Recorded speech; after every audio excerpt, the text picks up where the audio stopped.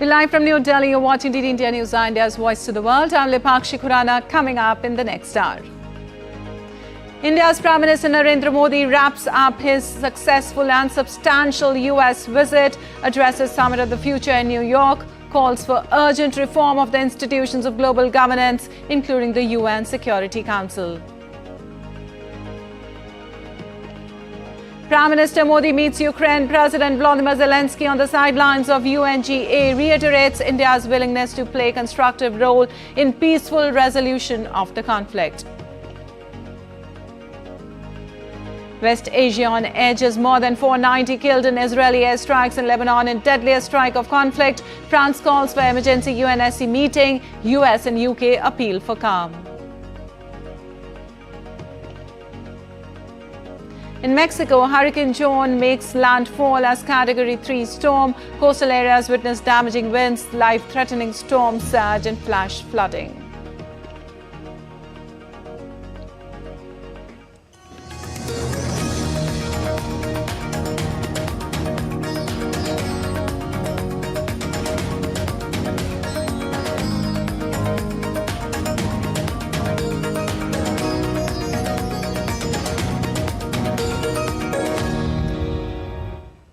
On to the details now. India's Prime Minister Narendra Modi emplains for India after concluding his successful and substantial three-day visit to the United States, during which he participated in the 6th Quad Leaders Summit in Wilmington, Delaware, met US President Joe Biden in his hometown and addressed the United Nations Summit of the Future.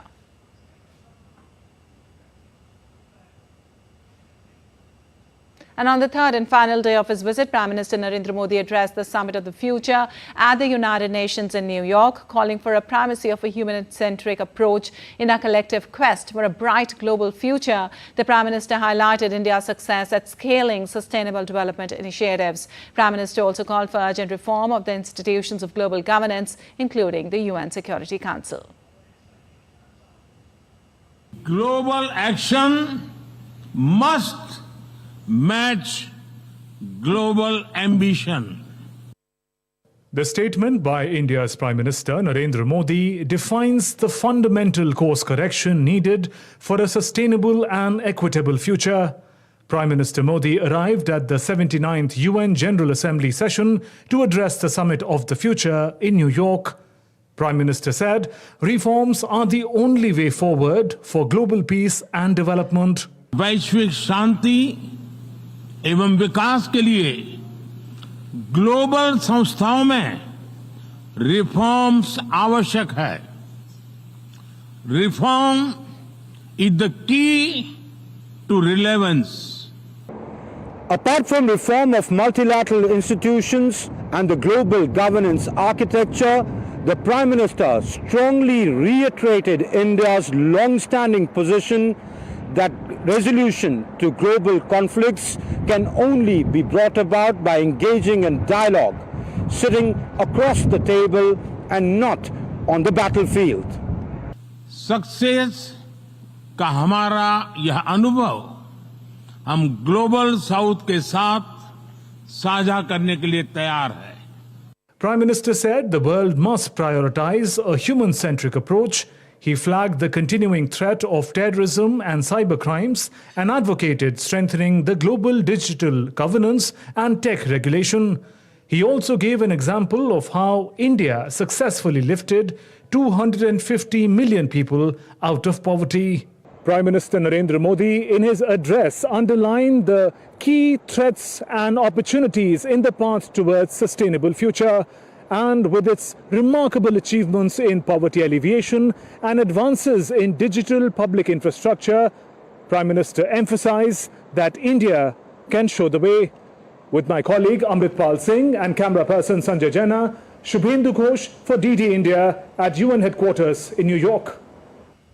Besides, Prime Minister Modi held a bilateral meeting with Ukrainian President Volodymyr Zelensky on the sidelines of the Summit of the Future in New York. The two leaders recalled Prime Minister's recent visit to Ukraine and expressed satisfaction at the continued consolidation of bilateral ties. The situation in Ukraine, as well as the way forward on pursuing a path to peace, also figured prominently in their discussions. Prime Minister reiterated India's clear, consistent and constructive approach in favor of a peaceful resolution of the conflict through diplomacy and dialogue, as well as engagement between all stakeholders. He conveyed that India remains open to provide all support within its means to facilitate a lasting and peaceful resolution of the conflict. Their discussions on all matters, the bilateral issues as well as issues surrounding the Russia-Ukraine conflict. President Zelensky was very appreciative of India's attention to these issues and said that Prime Minister's visit had been highly appreciated, and he thanked the Prime Minister for the efforts that he was making for peace and a pathway to finding a way out of this conflict. Both sides appreciated that there was positive momentum on a lot of issues in the bilateral relationship, and they agreed to remain in close touch, either directly or through exchanges of visits at various other levels. Well, besides Zelensky, the Prime Minister also met some other world leaders, including Vietnamese President, Armenian President and Secretary of State of the Holy See. PM Modi and Vietnam's President Tu Lam took stock of the full range of India-Vietnam friendship. Two leaders deliberated on ways to enhance comprehensive strategic partnership, strengthen bilateral cooperation, as well as exchanged views on important regional and global issues.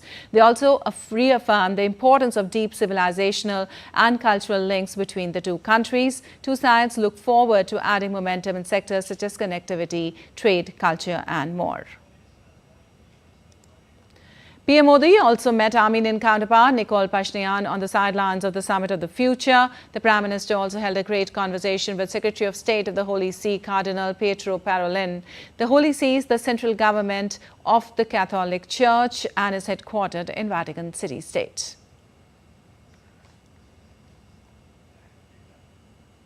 And Amrit Pal Singh joining us from New York on this for more. Well, Amrit, Prime Minister Narendra Modi's successful and substantial visit comes to an end. From Quad to addressing Indian community to United Nations Summit and bilaterals, what are the key outcomes of the visit? It was a short visit of about 55-56 hours that the Prime Minister spent in the United States. It would have, I would say, had three components to it. One, the India-US bilateral part of it. We saw the meeting between Joe Biden and Narendra Modi at the personal home of Joe Biden in Wilmington in Delaware State, and not at his official residence, that's the White House, giving a personal touch to it. All areas, all aspects of the relationship were discussed. The commitment was made to enhance the relationship to the next level in areas of mutual interest. And of course, then the antiques were returned to India. That would be, one would say, came out the outcome of the bilateral part of the visit. The other, of course, was the Quad summit, in which the Prime Minister participated along with the other three leaders. That's the President of the United States and the Prime Ministers of Australia and Japan. Multiple agreements were signed, from infra to medicals to maritime cooperation, logistics agreement, the Cancer Moonshot Initiative. So, and a commitment to Quad increasing its ambit and to the Indian Ocean region, not just looking at Quad as a military alliance. In fact, making it very clear that it is not a military alliance, it is an alliance or a grouping which will work for development, meeting the developmental goals and aspirations of the countries of the region. The third aspect, of course, was yesterday's address to the Summit of the Future at the UN headquarters, where Prime Minister Modi spoke about various things, but he said the time for action is now. Also, another point that he made was India's long-standing standoff that the way to the resolution of conflicts is by sitting across the table and not on the battlefield. He did address a diaspora event where he addressed the Indian community, saying, putting out how India is progressing and asking them to come and be a part of India's development story. So that I would categorize as the outcomes of Prime Minister Modi's 3-day visit to the United States. All right, time for action is now. Also, Prime Minister Modi met with various world leaders, including Ukrainian President Volodymyr Zelensky. Second meeting between the two leaders in about a month. What do we know more about this bilateral, Amrit? Well, it was an interesting bilateral, which the Foreign Secretary in his briefing made it clear that was sought by the Ukrainian side. Now, this is the third time they've met in as many months. So it's very clear that when India says that dialogue and diplomacy is the way forward, and India has offered its assistance, but saying that you can only resolve it across the table, not on the battlefield, it is sort of making sense to both sides. He's met President Putin earlier, he's met President Zelensky, but here again at the UN he sought, President Zelensky sought his meeting. That speaks about India's one, rising stature, and secondly India's the sane voice, the voice of reason, having some impact clearly. And of course Prime Minister mentions it at the UN headquarters in his address. So India's voice of reason finds some resonance in the global community.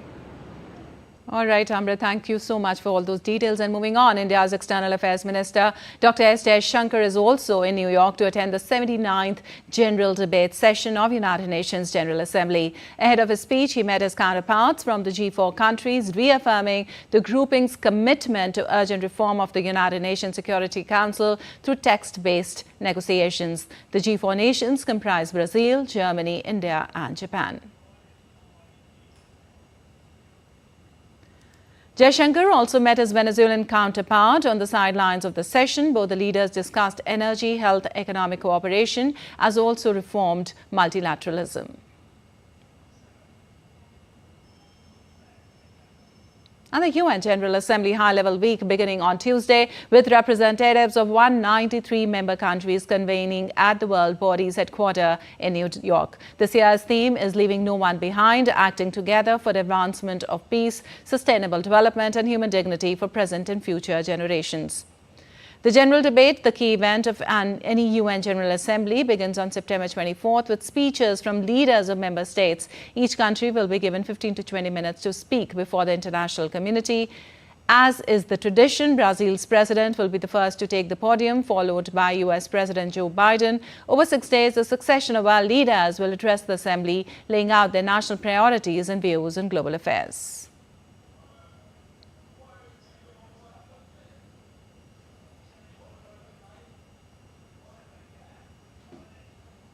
And still to come, indeed India News Hour. J&K all set for second phase of assembly polls. Voting for second phase to be held for 26 seats on September 25th.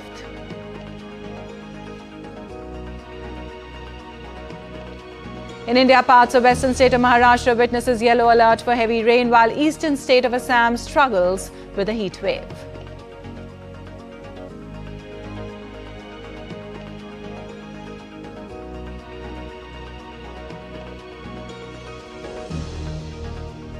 Ahead of one of the biggest Hindu festivals, people practice Garba, the traditional dance of Gujarat, in Ahmedabad.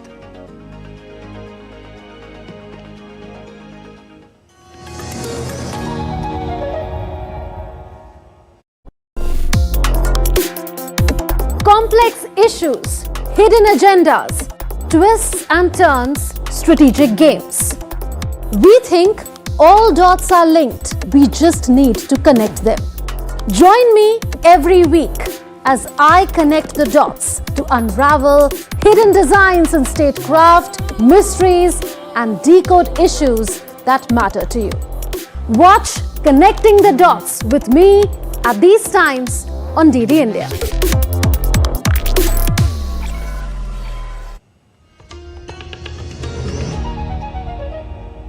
Welcome back. You're watching DD India News Hour. Lipakshi Khuranan moving on. Updates on assembly elections in India's Jammu and Kashmir. After an impressive turnout of over 61% in the first phase, the Union Territory is now set for the second phase scheduled for September 25th. That's tomorrow. Ruling and opposition bigwigs led by Prime Minister Narendra Modi and Congress leader Rahul Gandhi locked horns on the political stage as campaigning for the second phase of the Jammu and Kashmir polls ended on Monday evening. The blazing campaign saw emotional appeals to people and uncouth remarks about rivals as the leaders try to woo the voters of 26 assembly constituencies spread across 6 districts of the Union Territory, including the summer capital, Srinagar. 26 assembly constituencies will go to polls in this phase on September 25th, in which around 25.78 lakh voters are eligible. The Jammu and Kashmir Assembly election is being conducted in 3 phases, with voting for third and final phase scheduled for the 1st of October. The counting of votes will take place on the 8th of October. Assembly elections are being held for the first time in Jammu and Kashmir after the abrogation of Article 370.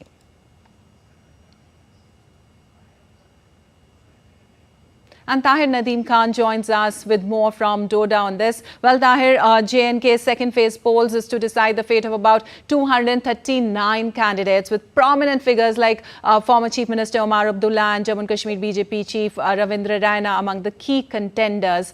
Who are the other big figs in the fray?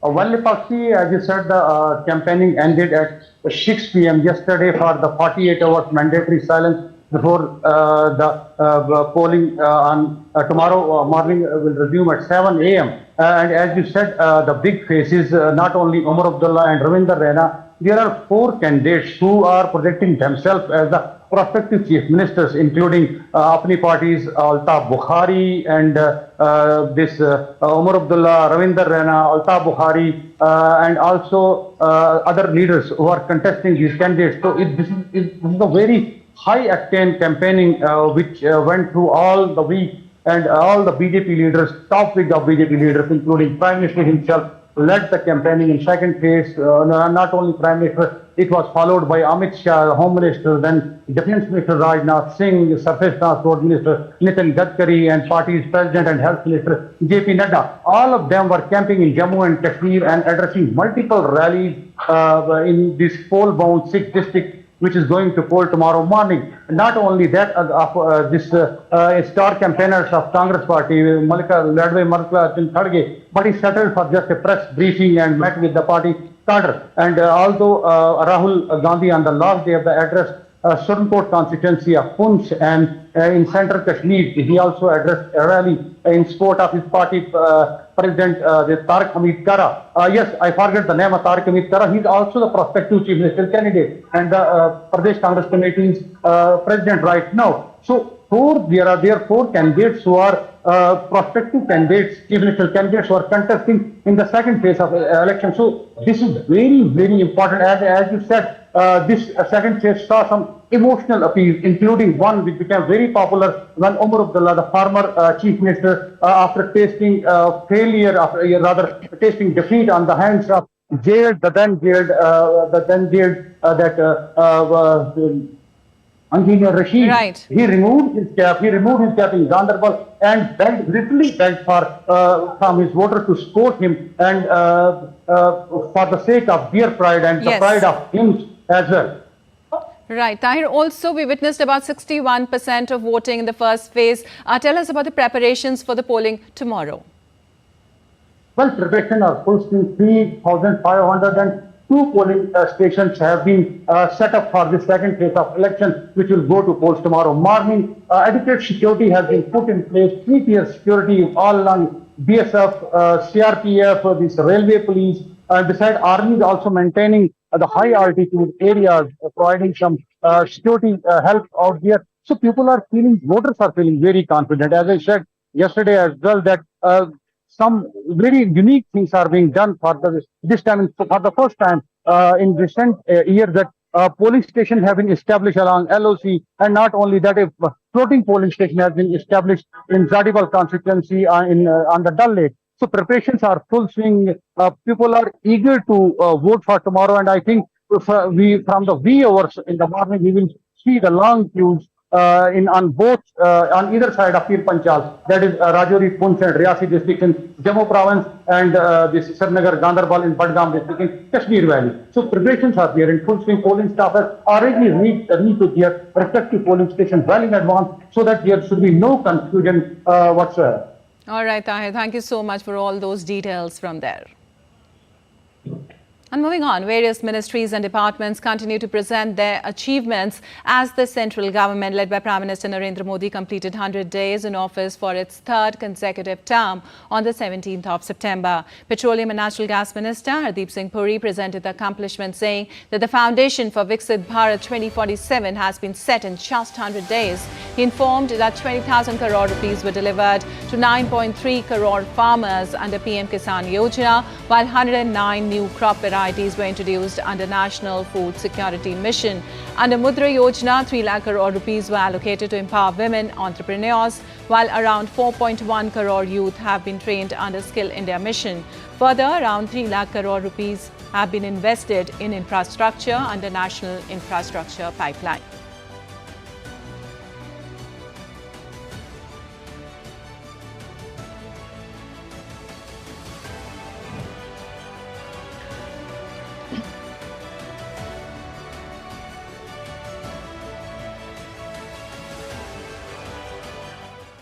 And moving on to some weather update across the globe now. After drenching parts of the country with heavy rainfall, the southwest monsoon has started its retreat from parts of West Rajasthan and Kutch nearly a week later than usual, but rainfall caused by the southwest monsoon has fallen short of the long period average in eastern and northeastern states. After an extended lull, Mumbai woke up to moderate showers, with the India Meteorological Department sounding a yellow alert in the metropolis and its neighbouring districts till Wednesday. Also, the Indian Meteorological Department has issued a heavy rain alert for 14 districts of Telangana.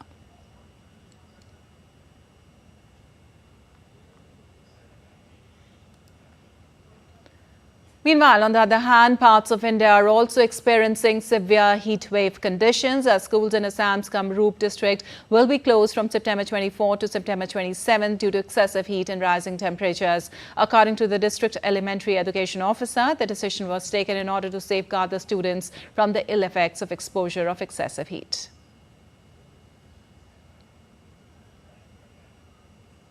And Japan's remote Izu Island south of Tokyo were hit by a small tsunami on Tuesday, with no immediate reports of damage after a magnitude 5.9 earthquake occurred near an unpopulated island farther south in the Pacific Ocean. A tsunami of 50 centimeters reached Hachijo Island, one of the Izu Islands, about 40 minutes after the earthquake. Japan sits on top of 4 major tectonic plates and experiences around 1,500 quakes every year, most of them minor. The impact is generally contained even with larger tremors, thanks to advanced building techniques and well-practiced emergency procedures.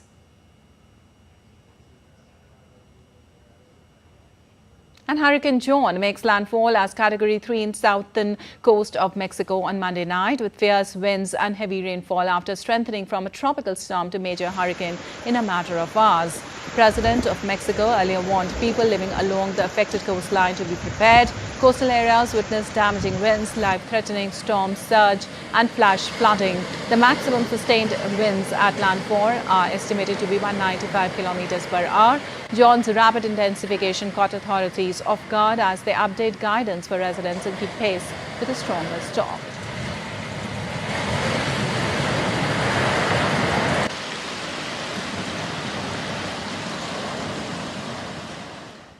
Also, the desert city of Phoenix, Arizona, suffered a record 113 straight days with temperatures over 38 degrees Celsius this year, breaking previous record of 76 days of overset in 1993.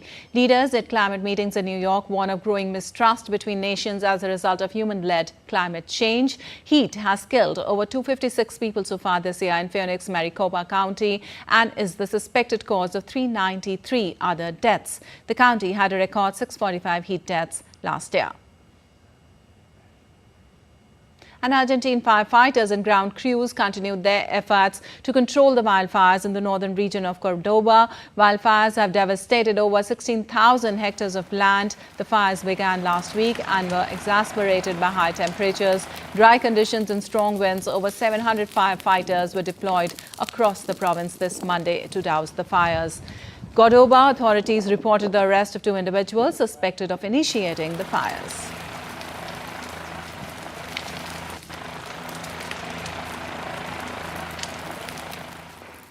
Meanwhile, Climate Week in New York City kicked off as the world leaders started gathering. It's a platform for showcasing leading climate action and discussing how to do more. Climate Week, which starts at the same time as the United Nations General Assembly, will include hundreds of events across Manhattan. Azerbaijan is due to host a 2-week UN Climate Summit in November that would typically be the biggest moment on the calendar. But COP29 is expected to draw far fewer business executives and bankers than last year's COP28 event in the financial hub, Dubai. And at the Summit of the Future plenary, Prime Minister of Vanuatu, Charlotte Salvai, addressed the urgent need to confront climate change impacts, urging that actions taken today must not compromise the rights and well-being of future generations. On behalf of Pacific Small Island Developing States, PM of Vanuatu emphasized the importance of scaling efforts to protect the environment and accelerate the transition to a sustainable future. World leaders adopted a pact for the future on Sunday that includes a global digital compact and a declaration on future generations. The commitment outlined in the Pact for the Future and the Declaration on our future generations compel us to ensure that our action today do not compromise the rights and well-being of those who will inherit this planet. We must confront the cause and impact of climate change head-on, scaling our efforts to protect the environment and accelerate our transition to a sustainable future. We must integrate climate change into peace operation mandates and ensure comprehensive risk. And now let's take a look at other stories making news today.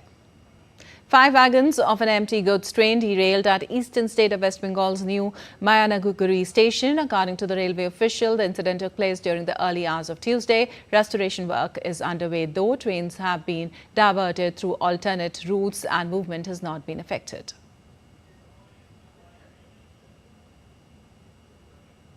More than 400 Naxalites from the National Liberation Front of Tripura and the All Tripura Tiger Force are likely to mass surrender at a ceremony in northeastern state of Tripura. The move comes after a peace agreement signed 3 weeks ago by the centre, the Tripura government and the 2 Naxal outfits. This event marks one of the largest surrenders in the state's history.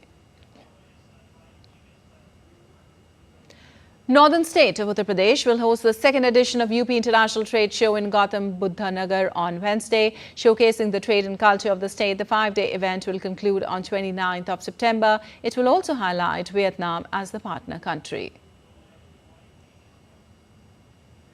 As India gears up for the festive mode, people practice Garba, the traditional dance of Gujarat, ahead of Navratri in Ahmedabad. Navratri is one of the most important Hindu festivals that is celebrated all over the world with awful prayers to Hindu goddess Durga. Preparations for this year's Deepotsav is underway in Uttar Pradesh's Ayodhya as more than 2.5 million diyas or earthen lamps will be illuminated on various ghats. Deepotsav celebrations will be held from October 28 to 31st. Last year, Ayodhya had set a Guinness World Record by lighting over 2 million diyas during Deepotsav 2023.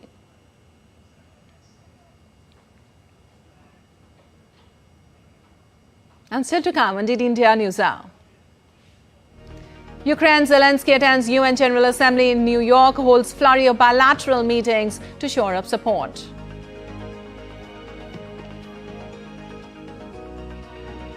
Amid tight campaigning between Harris and Trump ahead of November elections, Trump visited a local grocery store to check on inflation, blaming his rival.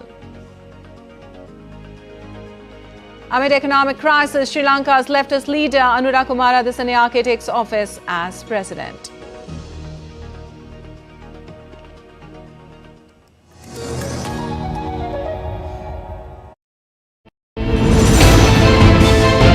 Geopolitics and trade deals. Economic challenges amid development. Hard work and the path to prosperity. It's the economy always. Between walkers, money is what money does and says. Supply creates its own demand. Between the bulls pulls and bears tears. When supply chains globalization and India rises to the podium. We'll get you centered with the Economic Brief at 8 p.m. every Thursday on DD India.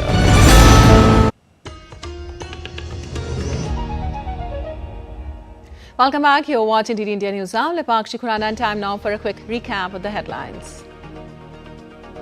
India's Prime Minister Narendra Modi wraps his successful and substantial US visit, addresses Summit of the Future in New York, calls for urgent reform of the institutions of global governance, including the UN Security Council. Prime Minister Modi meets Ukrainian President Vladimir Zelensky on the sidelines of UNGA, reiterates India's willingness to play a constructive role in peaceful resolution of the conflict. West Asia on edge as more than 490 killed in Israeli airstrikes in Lebanon in deadliest strike of conflict. France calls for emergency UNSC meeting. US and UK appeal for calm.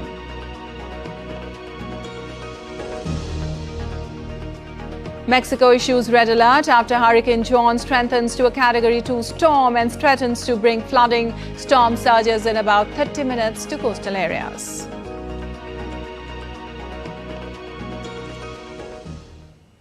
Moving on to other stories, Israel's large-scale airstrikes across Lebanon resulted in more than 492 deaths and over 1,500 wounded as thousands of people in the south of the country fled for safety. Israel's army has said it launched more than 350 attacks on some 1,300 Hezbollah targets across Lebanon over the past 24 hours. Israeli warplanes conducted intensive raids in southern and eastern Lebanon, forcing thousands of residents from the cities to flee towards Beirut and Mount Lebanon.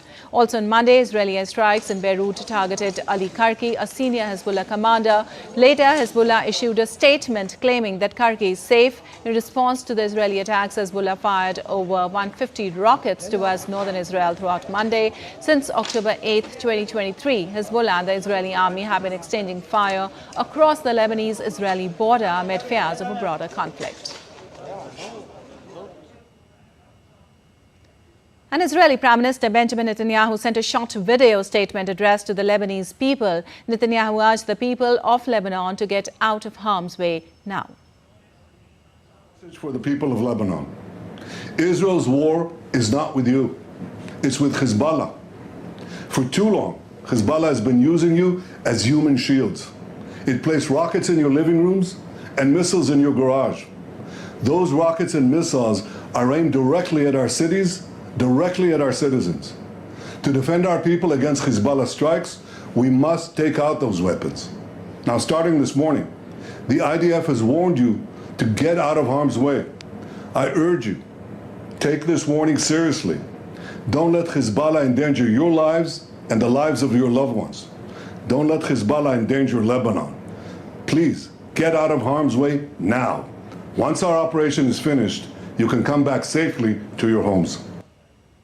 Well, world leaders and the United Nations called for urgent de-escalation, with France calling for emergency UN Security Council meeting on Lebanon. France's Foreign Minister Jean-Noël Barrot told the UN General Assembly on Monday that it has requested that an emergency meeting of the Security Council be held on Lebanon this week. Barrot said these strikes conducted on both sides of the blue line must immediately end.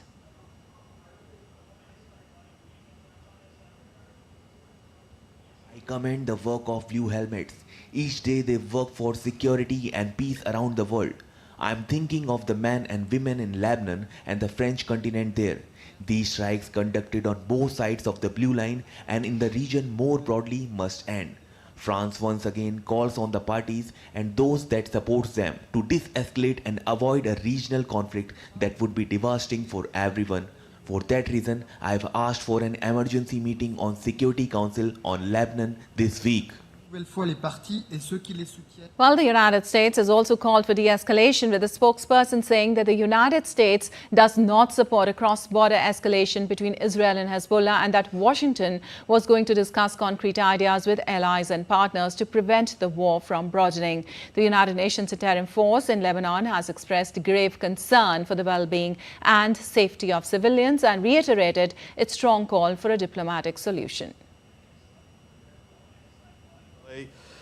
I can tell you that the Secretary General is indeed alarmed by the escalating situation along the Blue Line. He's very concerned about the large number of civilian casualties being reported by the Lebanese authorities, as well as the thousands of displaced persons amidst the most intense exchange of fire across the Blue Line since October of last year. He expresses grave concern for the safety of civilians, both in southern Lebanon and in northern Israel, as well as the UN staff in those areas. Expect more. Well, U.S. President Joe Biden met UAE President Sheikh Mohammed bin Zayed Al Nahyan on Monday for talks on conflicts in the Middle East and Sudan, despite concerns over the Gulf Power's own role in the Sudan conflict. In a joint statement after their meeting, Biden and Sheikh Mohammed said they shared concern about the risk of imminent atrocities as fighting continues in Sudan's war-torn Darfur region. The two leaders also called for an immediate ceasefire in the brutal civil war between Sudan's army and the paramilitary Rapid Support Forces, and a return to the political process.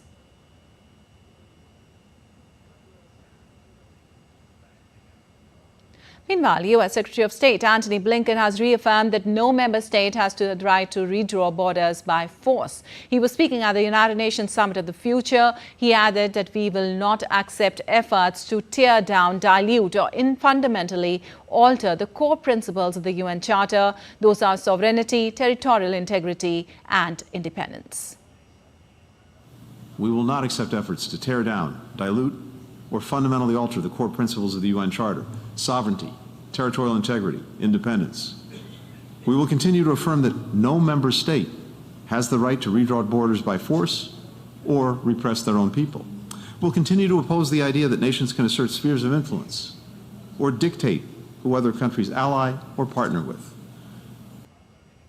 And on to updates related to Russia-Ukraine conflict now. Ukrainian President Volodymyr Zelensky held a flurry of bilateral meetings at United Nations to shore up support. He met German Chancellor Olaf Scholz and the Secretary General of the Organization of American States, Luis Almagro, and discussed ways to bring a just peace in Ukraine.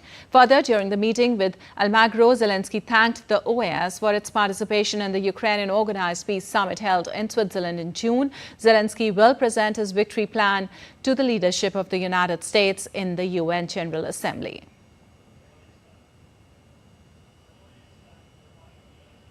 The world needs a peaceful future and sustainable development. And I say this as the president of Ukraine, a country resisting Russia's brutal colonial aggression. And we know exactly how much global unity can achieve, both here at the UN and through the peace summits for Ukraine. We are now preparing for the second peace summit, moving forward with our partners step by step according to the peace formula. I invite all leaders, nations to continue supporting our joint efforts for a just and peaceful future. Well, Zelensky also met Japanese Prime Minister Fumio Kishida, expressed his gratitude for Japan's steadfast support since the conflict began, including $4.5 billion in aid and equipment. Honoring his service to Ukraine and its people, Zelensky presented PM Kishida with the Order of Prince Yaroslav the Wise. Meanwhile, UN Nuclear Agency Chief Rafael Grossi has said that the situation remains serious around Russia's Kursk nuclear power plant. Ukrainian troops remain in Russia's southern Kursk region after pouring over the border last month, but remain some 40 kilometers from the facility. Director General of the International Atomic Energy Agency, Grossi, visited the Kursk plant, made up of 4 reactors, last month and said it would be extremely exposed if it came under attack, as the facility had no containment dome. He also said that IAEA had no plans to station observers permanently at the station, including the Zaporizhzhia station. Grossi hasn't visited the Zaporizhzhia station 5 times since the invasion and urged both sides to show restraint to guard against any nuclear accident. And moving on to updates on U.S. elections, former U.S. President Donald Trump and Vice President Kamala Harris are campaigning in battleground states this week as they race to make their pitch to voters. Donald Trump made an impromptu visit to a local grocery store in the crucial 2024 election swing state of Pennsylvania, commiserating with staff about inflation, which he blamed on his Democratic rival Kamala Harris. We're going to win the election. We're going to turn the country around. We're going to get energy prices way down. That's going to bring other prices way down. And we're going to take care of crime. We're going to stop the crime. And we're going to deport the criminals that have been brought into our country. Well, in Pennsylvania, one of 7 critical battleground states, Harris maintained a 4-point advantage, leading 50% to 46% with a margin of error of plus or minus 3.8 percentage points, according to the Times poll. And the U.S. Justice Department has planned to charge the man accused of hiding with a gun at Donald Trump's Florida golf course with assassination attempt. Routh was ordered by U.S. magistrate to remain in jail without bond pending trial on the 2 gun-related charges brought against him. Prosecutors said the Justice Department will ask a grand jury to bring more serious attempted assassination charge against Routh. Lawyers representing Routh unsuccessfully sought his release on $250,000 a bond, questioning the prosecution's evidence and arguing that Routh has attempted to aid democracies, including Ukraine and Taiwan. And Sri Lanka's newly elected president, Anurakumara Dissanayake, is set to pick his cabinet after he took the oath of office on Monday. The cabinet of the new government is expected to take the oath of office on Tuesday. In the cabinet, Vijita Herath and Lakshman Nipun Arachi are expected to be named as ministers, while Harini Amarasuriya is likely to be made the prime minister. Harini Amarasuriya, Member of Parliament. Harini is a human rights activist. She is a university lecturer. She has a PhD in social anthropology from University of Edinburgh, UK. She has published many books on youth, politics, dissent, activism, gender development, state-society relations, child protection, globalization and development. Vijita Herath, Member of Parliament since 2000, 6 times MP, represents Gamfaha district, has served as Chief Minister of Lakshman Nipun Arachi. General Secretary of NPP between 2019 and 2022, served as MP between 2004 and 2010, represents Colombo district.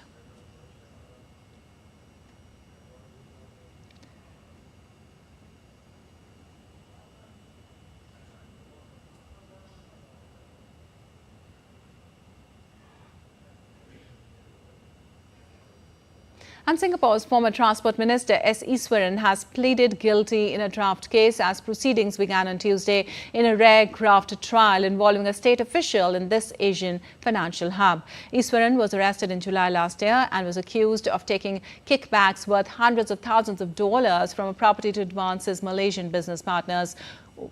Ong Beng seeing interest in court, he had pleaded guilty to the charges of obstructing justice and of a public servant accepting anything of value without payment from a person with whom he is involved in an official capacity. And Nepal is set to celebrate 15-day Doordarshan festival to celebrate goddess Shakti and a triumph over evil. And Tihar, the festival of lights and color. Well, preparations are also underway, including ensuring hassle-free travel for locals. The government of Nepal has called a meeting to decide the date to open the advanced booking of bus tickets. The booking would be open for long and medium-distance passengers. The Federation has demanded the government for the maintenance of roads damaged by floods, landslides and rains this monsoon. Around 1.4 million people may leave the Kathmandu Valley during the Doordarshan festival to join their family and friends. And now let's take a look at other stories making news around the world today. California passes law to ban or restrict smartphones in school amid a growing consensus that excess usage can increase the risk of mental illness and impair learning. 13 other states this year have banned or restricted cell phones in schools. Missing child who sleepwalked into the woods was found safe by the search team. Police and volunteers launched a massive search the following day, and Arkansas' firm Drone Management Services also offered their help. 10-year-old was just seen on September 14th at her home in AA, Louisiana. Drones equipped with thermal imaging scoured the woods for the little girl and eventually spotted her tiny frame curled up on the forest floor.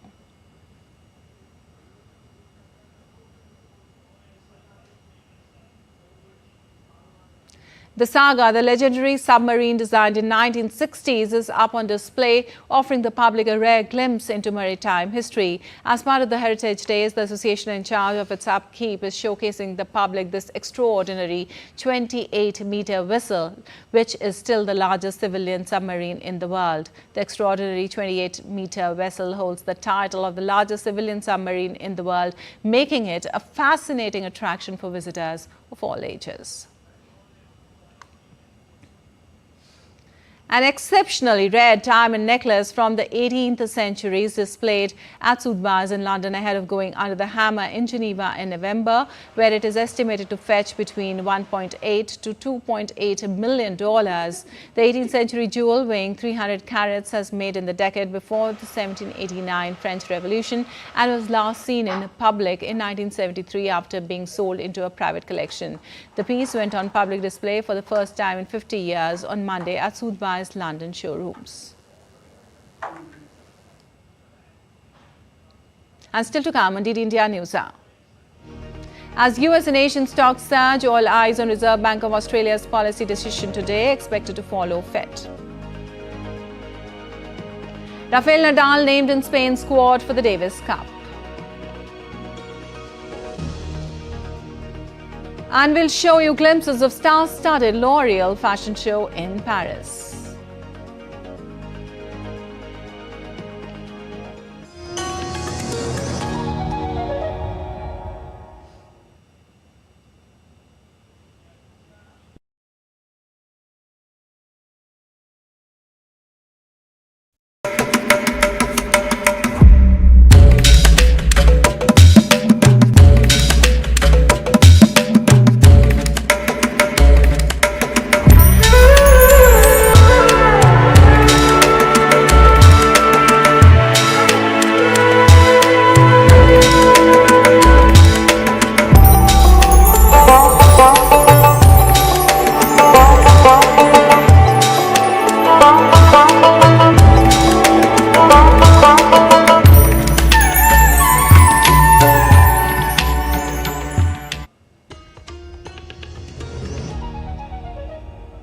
Welcome back. You're watching DD India News Hour. Lipakshi Khurana, and time now for some business news. US stocks closed modestly higher on Monday as investors assessed whether a trend will develop in the week following the Federal Reserve's rate cut. On the data front, US business activity remained steady in September, while average prices for goods and services increased at the fastest pace in 6 months, potentially signaling a rise in inflation in the months ahead. According to preliminary data, the S&P 500 gained 0.28%, while the Nasdaq Composite gained 0.14%.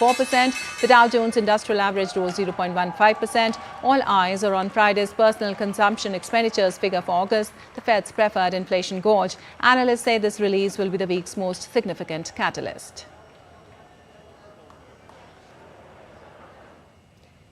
Asian stocks too rose on Tuesday to their highest in more than 2.5 years, boosted by a slew of Chinese stimulus measures. China's top financial regulators unveiled a slate of measures saying it would cut bank reserves by 50 basis points while reducing mortgage rates to try to spur sluggish economic growth. The moves sent Chinese stocks higher, with Shanghai Composite Index opening 1% higher. Hong Kong's Hang Seng Index too jumped over 2% in early trade.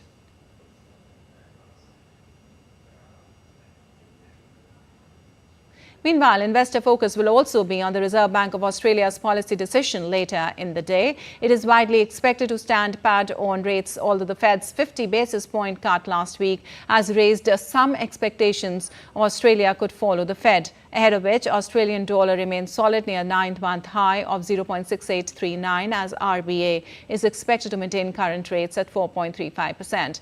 Now, if kept unchanged, experts say Australians would be stuck at that rate for close to 6 weeks with no RBA meeting scheduled for October, while two others are scheduled for November and December, meaning there are limited opportunities for that long-awaited cut to happen this year.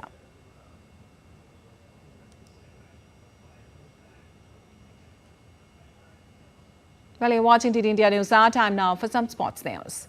Rafael Nadal has been named in Spain's squad for the Davis Cup Final 8 in November, joining forces with Carlos Alcaraz, Roberto Bautista Agut, Pablo Carreño Busta and Marcel Granollers. The 38-year-old former world number one has not competed since the Paris 2024 Olympics, where he was beaten by Novak Djokovic in singles and exited the doubles in the quarterfinals with his partner Alcaraz. Nadal withdrew from the US Open and Lever Cup due to fitness concerns. Spain's six-time Davis Cup champions will face the Netherlands in the quarterfinals starting 19th November.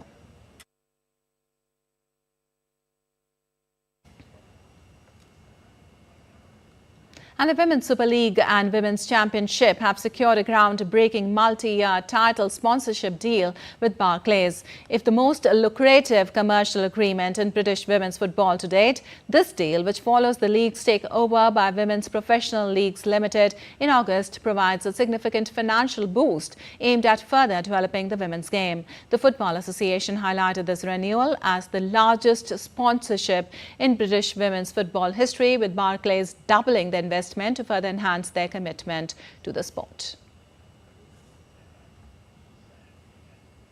An Indian shuttler PV Sindhu set to resume her campaign in the new Olympic cycle at the Arctic Open Super 500 from October 8 to 13th in Finland, her father PV Ramana said on Monday. Sindhu has been away from international events since her pre-quarter-final exit from the Paris Olympics 2024 on August 1st and currently been training in Hyderabad under Anup Sridhar. The two-time Olympic medal-winning shuttler decided to take a break from international events since she lost to Hebing Jiao in the pre-quarter-finals of the Paris Olympics.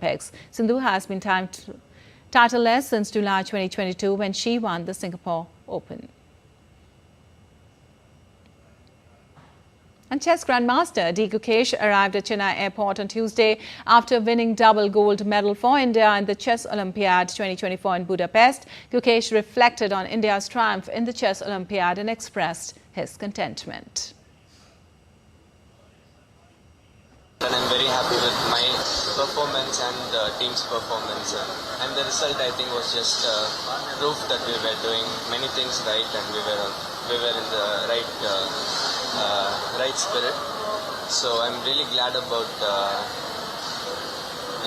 everything that happened in Budapest and the form heading into World Championship. For now, I'm quite happy. There's still a couple of months left, and I will try to work harder and be fully ready for it.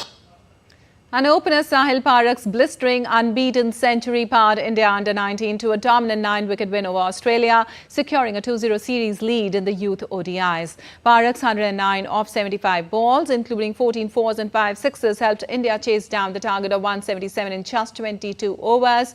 After losing Rudra Patel early, Parak and Abhigyan Kundu put up a 153-run partnership to seal the win. Earlier, India's bowlers led by Samarth Nagaraj, Mohammad Inan and Kiran Charmole, who took 2 wickets each, restricted Australia to 176 in 49.3 overs. Addison Sharif was the top scorer for Australia with 39 runs. The final match of the series is set for Thursday. And L'Oreal hosted the 7th edition of its star-studded fashion show in Paris, with celebrities Aishwarya Rai, Alia Bhatt, Jane Fonda, Kendall Jenner veiled the runway that celebrated women and inclusivity. This year's Paris Fashion Week was held at the iconic Place des Opera. Among the women on the catwalk this year were Viola Davis and Andy McDowell. Take a look.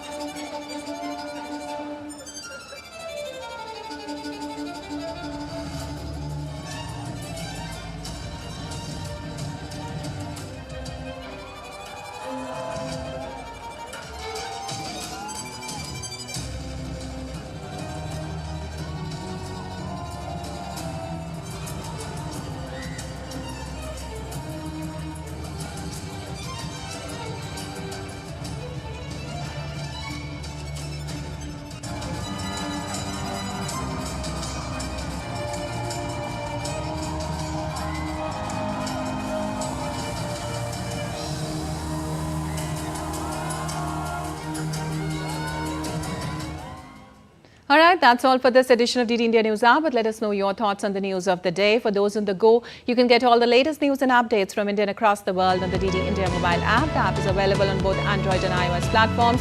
Scan the QR code on the screen to download now. We'll be back with more news as it breaks here on DD India. I'm Lipakshi Khurana from all of us here in Delhi. Thanks for watching DD India News Hour.